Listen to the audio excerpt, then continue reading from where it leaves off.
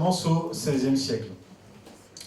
Au XVIe siècle, ce qui se passe, c'est que la puissance anglaise va devenir une puissance thalassocratique en se séparant de Rome. Ça, j'en ai déjà parlé dans des conférences et entretiens précédents, j'en parle dans mon livre. Mais ce qui se passe de spécifique en Angleterre au XVIe siècle, c'est à la fois, bien sûr, cette séparation d'avec Rome, la réforme dans la première moitié du XVIe siècle, et la fusion entre le calvinisme qui va être adopté par l'Angleterre dans la seconde moitié du XVIe siècle, notamment sous la reine Élisabeth, et le judaïsme. Donc la reine Élisabeth est très portée sur les études bibliques, les élites anglaises sont aussi portées vers les études bibliques et même les études talmudiques. Et la spécificité du calvinisme et ce qui explique son mariage avec le judaïsme, c'est son rapport à l'argent, son rapport au commerce et la transfusion de concepts théologiques du judaïsme dans la version calviniste du protestantisme. Le calvinisme de Jean Calvin va beaucoup s'inspirer effectivement du judaïsme pour revenir à l'Ancien Testament et adopter une vision tout à fait mercantile. Il va devenir une sorte de prophète de la bourgeoisie. Et au XVIe siècle, l'Angleterre, quand l'Angleterre largue les amarres à partir des années 1530 et quand Thomas Cromwell dit que l'Angleterre devient un empire, en se tournant vers la mer, en se séparant du continent, ils vont adopter l'esprit thalassocratique. Mais cet esprit thalassocratique de l'Angleterre était déjà présent. Il y avait une prédisposition anthropologique des Anglais pour se tourner vers la mer. Et le rapport à la terre, le rapport aux ancêtres et le rapport à l'argent était déjà compatible avec le calvinisme, avant l'avènement du calvinisme, et compatible bien sûr avec le judaïsme. En Angleterre, à la fin du Moyen-Âge, il y avait plus de terres vendues que de terres héritées. C'est une structure familiale, comme l'explique Alan Macfarlane, qui est nucléaire, inégalitaire, avec une très grande mobilité des personnes dès l'âge adulte. Dès la puberté, l'enfant était expulsé du foyer et va travailler ailleurs, se déplace en Angleterre et se détache de sa famille. Donc au XVIe siècle, on se tourne vers la mer. L'Angleterre va devenir non pas une thalassocratie au sens ancien, mais une océanocratie. C'est-à-dire qu'elle va vouloir dominer non pas seulement les mers, mais des océans. Et qui veut dominer des océans veut dominer le monde. Et la domination des océans, et là on trouve des archétypes de thalassocratie déjà dans l'Antiquité, avec Athènes, avec Carthage. Ce sont des puissances militaires, maritimes, mais surtout des puissances commerciales. Au siècle suivant, au XVIIe siècle, il y a la révolution de Cromwell, et avec la révolution de Cromwell, il y a officiellement l'autorisation demandée par Menasseh ben Israël, le chef de la communauté juive d'Amsterdam, l'autorisation du retour des Juifs en Angleterre. Ils en avaient été expulsés en 1290, mais en réalité, il y a toujours eu des Juifs et des crypto-Juifs en Angleterre, notamment des commerçants, et qui étaient en relation avec leur communauté en Hollande. Le propre de la communauté juive de Hollande, après Venise, c'est qu'elle contrôle le système bancaire et le commerce. Et quand ils vont arriver en Angleterre, vous allez avoir le mariage de cette puissance maritime, commerciale, calviniste, puritaine, anticatholique, avec le judaïsme, et les communautés juives qui quittent le continent, qui s'installent en Angleterre et qui vont s'investir dans le commerce, la fondation de la City et la Compagnie des Indes, détenue en grande partie par les Juifs. Donc on a l'esprit, je dirais l'esprit vétérotestamentaire qui va dominer l'Angleterre et la séparer du continent catholique enraciné dans la terre. Et il y a véritablement une rupture géopolitique, mais qui trouve sa source dans une rupture théologico-politique, théologique fondamentalement. Pas oublier que dans la Bible hébraïque, dans l'eschatologie qu'on retrouve dans les parties tardives de la Bible hébraïque, le Deutéronome, le Deutéro-Ésaïe, il est question d'eschatologie, et cette eschatologie annonce le règne du peuple d'Israël, et ce règne est toujours, en tout cas très souvent, lié au règne par le prêt à intérêt, par le commerce. Dans le chapitre 28 du Deutéronome, si tu écoutes la voix de Yahvé et ses commandements, tu seras à la tête, pas à la queue, tu prêteras de nombreuses nations et tu n'emprunteras pas. Cet esprit mercantile et financier va bien sûr épouser l'esprit calviniste qui s'inspire quand même de la Bible hébraïque, qui va autoriser le prêt à intérêt. Et quand les pères pèlerins vont s'installer en Amérique, ça j'en ai déjà parlé, ils vont se considérer comme une nouvelle Israël, l'Amérique comme la nouvelle Terre Sainte. Et l'Amérique va être, les États-Unis vont être dès leur origine, se considérer dès leur origine comme un nouvel Israël. Et ils vont, d'une certaine façon, adopter l'eschatologie vétérotestamentaire. Et donc je pense que ce qu'on peut dire, c'est que fondamentalement, l'esprit thalassocratique dont a parlé Pierre-Antoine, à partir de l'Angleterre du XVIe et XVIIe siècle, est un esprit, je dirais, océanocratique, dans le sens de la domination des océans et donc du monde, et fondamentalement vétérotestamentaire. C'est pour ça que quand je parle des États-Unis, maintenant je parle plus d'empire, je parle d'hégémone, c'est-à-dire une sorte de puissance géopolitique qui pratique dans les relations internationales un ségrégationnisme, et vétérotestamentaire, messianique. Alors, je vais faire des bonds dans le temps pour essayer de comprendre la situation actuelle. Donc, je vous l'ai dit, fondamentalement, l'eschatologie vétérotestamentaire associe la domination mondiale et le prêt à intérêt. Donc, l'argent qui crée de l'argent. Donc, l'économie fictive. Et les États-Unis vont devenir une grande puissance mondiale à partir du début du XXe siècle. Et cette puissance mondiale s'appuie sur une immense puissance industrielle et économique, donc sur une économie réelle. C'est ça qui a permis aux États-Unis de s'imposer dans le monde. Or, le ver était dans le fruit dès le départ, comme je vous l'ai dit, cet esprit thalassocratique vétérotestamentaire, donc tourné vers la finance, va véritablement commencer à gangréner les États-Unis à partir des années 70-80.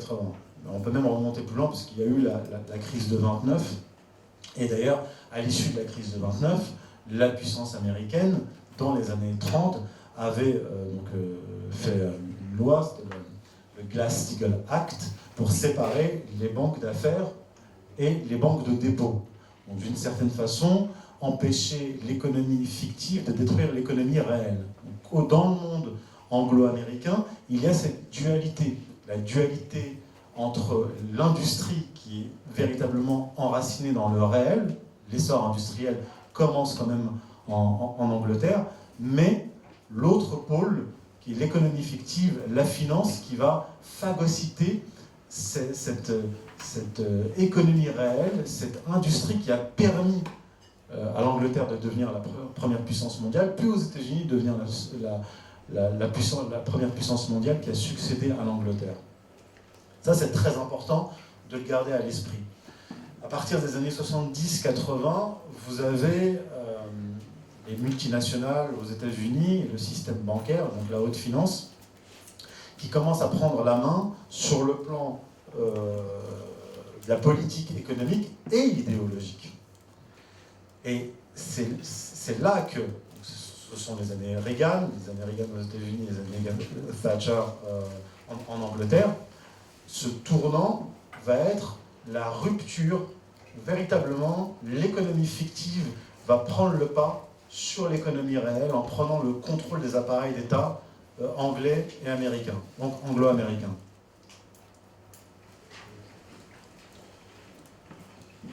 Donc on va avoir un système de libre-échange qui va notamment s'imposer à partir de la Seconde Guerre, à la fin de la Seconde Guerre mondiale avec les accords de Bretton Woods.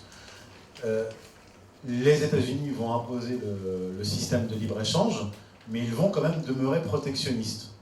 Protectionnisme, industrie. Globalisation économique, finance. Le protectionnisme est lié à l'économie réelle, le globalisme et le libre-échange va être poussé en avant par l'économie fictive. Donc on revient aux années 80. Vous avez donc ce découplage entre le sol et l'économie, et les anglo-américains vont l'imposer avec les institutions internationales et imposer le système de libre-échange, mais ce faisant, ils vont détruire leur propre industrie qui va se délocaliser vers le grand continent, vers l'Asie en fait, là où la main-d'œuvre est moins chère. L'espace européen qui est contrôlé par les États-Unis à partir de la fin de la Seconde Guerre mondiale va être lui aussi gangréné par ce modèle économique hors sol, globaliste, de l'économie fictive, puisque les Anglo-Américains, les États-Unis, là où ils s'imposent, directement ou via les institutions internationales, ils imposent aussi le modèle de la haute finance qui a pris le contrôle de l'appareil d'État. Pour avoir une étude assez précise sur le sujet, je vous recommande le livre de James Galbraith qui s'appelle « L'État prédateur », où il explique cela, où il explique comment l'appareil d'État a été contrôlé par les multinationales et les banques. Donc on peut dire que la naissance du globalisme, comme l'a étudié Pierre-Antoine Plaquevent, et je vais prendre les choses sous un autre angle, c'est la fusion de ce que j'appelle l'hégémone offshore, c'est-à-dire l'hégémone hors sol, les États-Unis qui mettent en place un système géopolitique ségrégationniste, donc lorsque ce système-là contrôle le monde à partir de la mer, et quand je dis hors sol, c'est à partir de la mer, mais c'est aussi à partir par leur relais supranational, les organisations supranationales, donc ce modèle-là, qui va fusionner avec le messianisme. Le messianisme sans frontiérisme. Alors, il y avait une prédisposition de la puissance états-unienne à adopter ce messianisme, puisque dès le départ, les pères pèlerins considèrent les États-Unis, enfin l'Amérique, comme la Nouvelle Jérusalem. La Nouvelle Jérusalem qui représente le monde du bien et qui est séparée du reste, et qui, lorsqu'elle va basculer de l'isolationnisme vers le pan-interventionnisme, va adopter donc une politique mondiale messianique. Or, ce messianisme, comme je vous l'ai dit, fondamentalement, il associe la domination mondiale et la haute finance. Donc, une sorte d'apesanteur, détachement de la réalité industrielle et de la réalité du sol. Donc, peu à peu, cette hégémone qui va être gangrénée par les puissances globalistes qui s'appuient sur la finance, va devenir le siège d'un mouvement qui va affaiblir son propre État. Donc il va l'affaiblir, lui, les États-Unis, l'Angleterre et le monde qu'il domine. Puisque comme je vous l'ai dit, la domination du monde par les États-Unis et l'Angleterre avant s'appuyait sur une puissance industrielle. Or, le système globaliste de libre-échange et la vision du monde de la haute finance va délocaliser les industries et donc va fondamentalement affaiblir le monde anglo-américain et la zone européenne qu'elle domine. Donc on a fondamentalement dans cette espèce d'hégémonisme messianique une dimension qui est nihiliste. Nihiliste dans le sens où elle détruit l'économie, mais nihiliste aussi dans le sens de l'anomie, de l'absence de la loi et de l'antinomisme. C'est le LGBTisme qu'on voit actuellement. Alors comment expliquer cela? Donc si on accepte que l'hégémon anglais puis l'hégémon états-unien est un hégémon vétérotestamentaire, on peut trouver une partie de l'explication dans l'Ancien Testament. Or, dans l'Ancien Testament, il y a cette idée que, à la fin des temps, l'agneau, le loup et le lion paîtront ensemble, puisque on va revenir au monde édénique avant le premier péché, donc un monde qui n'a pas besoin de loi, puisque le mal n'existe pas. Et donc, dans la vision vétérotestamentaire, que ce soit dans le messianisme juif ou dans le messianisme judéo-protestant américain, il y a l'idée qu'à la fin des temps, la loi est abolie. Quand le Messie revient, la loi est abolie, puisque nous sommes dans les temps messianiques, la loi est, inutile. Dans la tradition juive, il y a des tendances anomiques et antinomiques très puissantes, qui vont d'ailleurs être combattues à l'intérieur du monde juif au Moyen-Âge. C'est les mouvements apocalypticiens qui, par exemple, à l'époque, au Moyen-Âge, sont combattus par la tendance rationnelle, talmudiste, représentée par Maïmonide, qui voulait les contenir, puisqu'il voyait dans le mouvement apocalypticien juif un mouvement extrêmement dangereux, qui voulait faire advenir les temps messianiques, donc abolir la loi. Donc c'était la porte ouverte à l'anomie et à l'antinomisme. La boîte de Pandore va être ouverte, je traité ça dans les précédents ouvrages que j'ai mentionnés au début de mon intervention, et ça va véritablement exploser avec le mouvement sabbatéo-franquiste au XVIIIe siècle. C'est un mouvement porté par Jacob Frank, qui se présentait comme le Messie. Donc, étant donné qu'il est le Messie, nous sommes dans les temps messianiques, et puisque les temps messianiques sont advenus avec le Messie, on doit abolir la loi, et selon lui et son prédécesseur Sabbatai Tzvi, la nouvelle loi, il y a la Torah Beria que l'on connaît, et la Torah Hatzilut qui doit advenir au temps messianique, selon eux, cette Torah consiste à violer systématiquement la loi. Donc on va avoir ce courant-là qui va fusionner avec la Révolution française, et ils vont passer d'une sorte de vision catastrophique de l'histoire, avec un effondrement de l'histoire et le passage vers le monde messianique sans loi, à une sorte de progressisme. C'est-à-dire qu'on va aller vers les temps messianiques, mais étape par étape. Et ce mouvement-là va donner naissance à d'autres mouvements, notamment dans le socialisme, l'anarchisme, et qu'on va retrouver avec la révolution bolchevique et avec un certain nombre de mouvements, même avant la révolution bolchevique en Russie à la fin du XIXe siècle, qui étaient antinomistes et terroristes, avec des jeunes juifs issus de familles juives pratiquantes, avec des pères et des oncles rabbins, qui vont basculer en une génération vers l'antinomisme. Donc ces courants-là vont faire des petits à la révolution bolchevique avec le trotskisme, puis les globalistes qui sont des trotskistes d'une certaine façon, des trotskistes, des messianistes athées qui veulent imposer un nouveau monde sans frontières et sans loi. Sans loi, mais aussi antinomiste. Et c'est là qu'on retrouve quelqu'un comme George Soros, qui, comme l'explique Pierre Anton dans son livre sur la métapolitique du globalisme, il est porteur, il se considérait lui-même comme un messie, et il est porteur d'un projet messianique pour le monde, un projet messianique antinomiste, d'abolition de la loi et de violation systématique de la loi. La société ouverte et le LGBTisme, etc.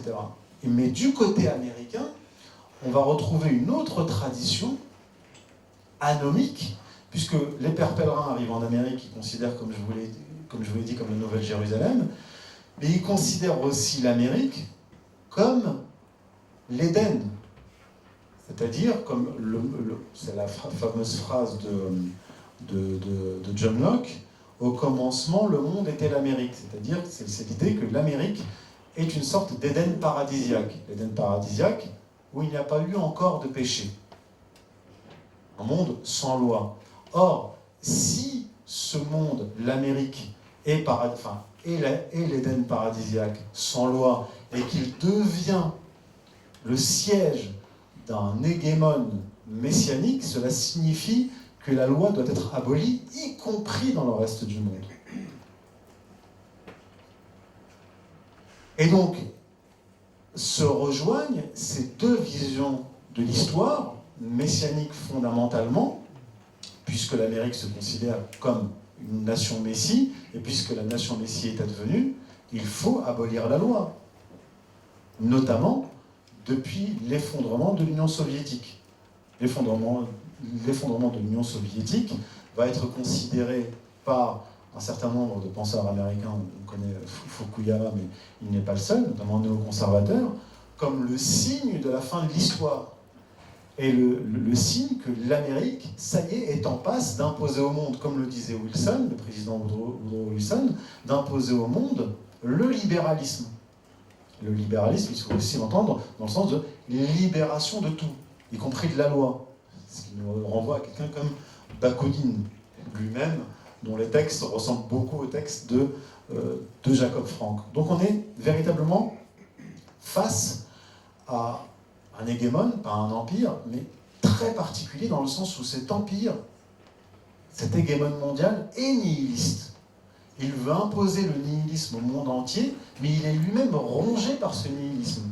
Il détruit sa propre économie, sa propre industrie, il détruit ses propres sociétés, et il détruit ses propres habitants.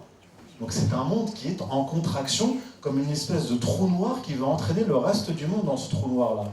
Et les réactions de la Russie, de la Chine, etc., sont des réactions naturelles de puissances terrestres qui sont encore attachées à la terre, donc au nomos, au partage, et au nomos dans le sens de la loi, puisque sans loi, il y a effondrement. Donc, et là, j'en viens à la partie suivante, du paradoxe du globalisme. Ce globalisme, donc, qui se détruit de l'intérieur, mais veut continuer à s'imposer et à s'étendre, et là notamment en Europe, mais pour se maintenir, il a besoin d'États. Or, le propre du globalisme, c'est de détruire les frontières et les États. Mais il a quand même besoin d'États, mais de certaines fonctions de l'État. C'est-à-dire la police, le contrôle des individus, le contrôle des groupes, donc un État totalitaire. Mais un État totalitaire qui est faible. Il est fort vis-à-vis de sa population, mais il est faible vis-à-vis de l'hégémone mondial, des États-Unis. Pourquoi il est faible ? Pourquoi je dis qu'il est faible ? Parce qu'on lui a arraché sa souveraineté politique, ses pouvoirs régaliens. Battre monnaie, contrôler son armée, bien sûr contrôler son territoire, ses frontières, contrôler donc son économie, choisir ses amis et ses ennemis, et ainsi de suite. Mais ce paradoxe consiste à utiliser des appareils d'État pour contrôler des populations qu'on va intégrer au système globaliste. Mais il se phagocyte de l'intérieur. Il continue à s'affaiblir. Maintenant, je vais en arriver à la conclusion. Je vais vraiment contracter mon propos pour qu'on puisse avoir un échange. Dans ce contexte, quelle est la solution ? Certains vous diront, qu'ils soient anarchistes de gauche ou de droite, vous diront la solution c'est la fin de l'État, puisque c'est l'État le problème. Or, le problème, c'est pas l'État, mais la nature de l'État moderne et ce qu'on fait de cet État-là.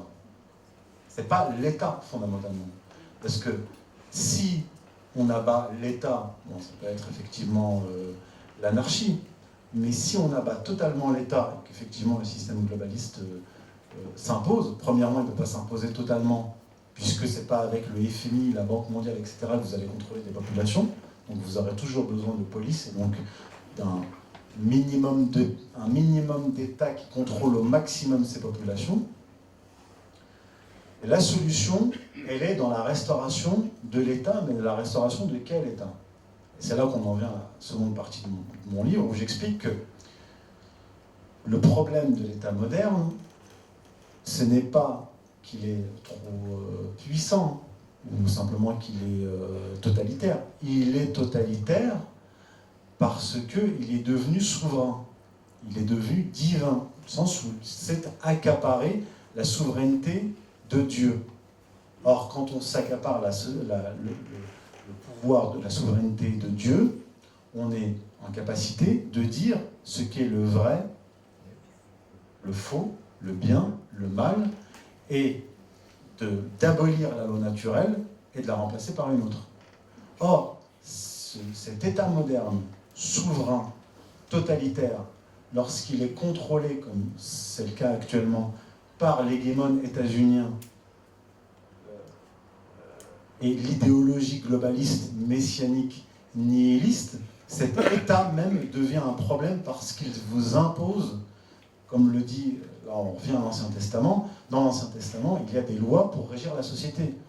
Mais dans la partie que je pense être falsifiée de l'Ancien Testament, vous avez un passage où, par exemple, Yahvé dit « J'ai émis des lois par lesquelles ils ne peuvent pas vivre ». Alors que dans la partie traditionnelle dans Ésaïe, il est dit que Dieu a émis des lois justement pour pouvoir faire vivre les hommes. Mais dans la partie qui a été, je dirais, falsifiée, mais pas rentrer dans les détails, il est dit qu'il émet des lois par lesquelles les peuples ne peuvent pas vivre. Or, des lois par lesquelles on ne peut pas vivre, ce sont des lois fondamentalement antinomiques. C'est là qu'on en revient à l'explication du pourquoi de l'antinomisme qu'on va retrouver dans les religions vétérotestamentaires, judaïsme et protestantisme. Par conséquent, la seule solution, c'est de restaurer un État en lui arrachant sa souveraineté surnaturelle, celle de Dieu, et remettre la loi naturelle au-dessus de tout, qu'on ne peut pas violer, donc des lois par lesquelles les peuples peuvent vivre, et de lui redonner sa souveraineté politique, c'est-à-dire battre monnaie, contrôle des frontières, armée, justice, etc. Donc on est dans un monde paradoxal où l'État est totalitaire mais faible, alors que la solution est inverse, c'est-à-dire qu'il faut empêcher à l'État de demeurer totalitaire en lui arrachant la souveraineté surnaturelle et en lui redonnant sa souveraineté politique pour qu'il puisse s'extirper du système globaliste nihiliste. Je vous remercie.